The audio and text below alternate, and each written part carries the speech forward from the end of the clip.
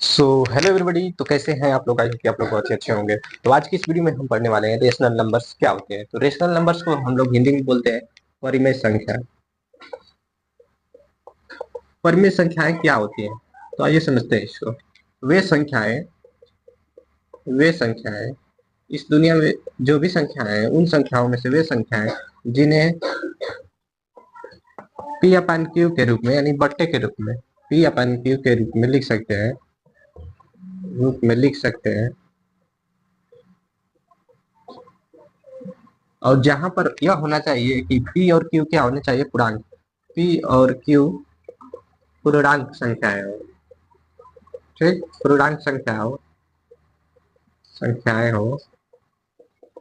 और Q not equal to zero, Q का मान कभी भी जीरो नहीं होना चाहिए। यह इतनी जो प्रॉपर्टी है फॉलो होनी चाहिए। तो वे संख्याएं जिन्हें बट्टे के रूप में P बट्टे Q के रूप में लिख सके, और जहां पर Q not equal to zero, Q का मान कभी भी जीरो नहीं होना चाहिए, और P और Q दोनों पूर्णांक संख्याएं होनी चाहिए। पूर्णांक का मतलब क्या होता है?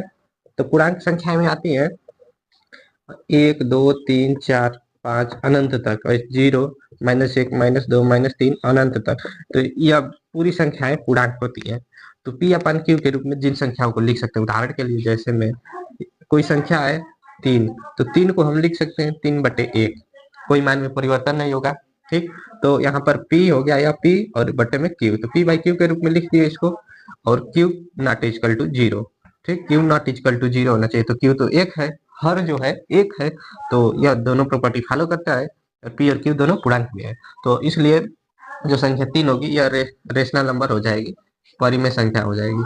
ठीक, परिमेय। यहीं पर कुछ और उदाहरण देख लेते हैं हम लोग, इसको मैं बता देता हूँ। दूसरा उदाहरण है 5/4। ठीक, तो 5 P/Q के रूप में पहले से है। अब देखना है कि P/Q के रूप में तो है, लेकिन Q का मान जीरो के बराबर है, तो Q बराबर 4 है, तो Q not equal to zero, यह भी परिमेय संख्या हो गया। ठीक, दूसरा उदाहरण जीरो।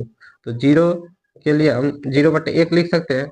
ठीक, तो यहाँ पर P/Q के रूप में हो गया, P/Q के रूप में हो गया, बट्टे के रूप में हो गया, और Q का मान 1 है, यानी Q not equal to zero.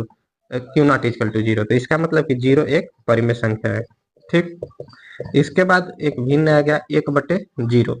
तो यह भी P/Q के रूप में है, लेकिन यहाँ पर Q का मान Q इक्वल टू जीरो हो गया है, इसलिए परिमेय संख्या नहीं होगा। नॉट रेशनल नंबर, परिमेय संख्या नहीं है यह। ठीक, इसी तरह और उदाहरण 7/3। तो कोई भी आ जाएगा, तो पूर्णांक होना चाहिए ऊपर नीचे। 7 एक पूर्णांक है, 3 भी एक पूर्णांक है, तो P/Q के रूप में लिखे हैं। Q का मान जीरो के बराबर नहीं है, तो इसलिए यह परिमेय संख्या हो गई। ठीक।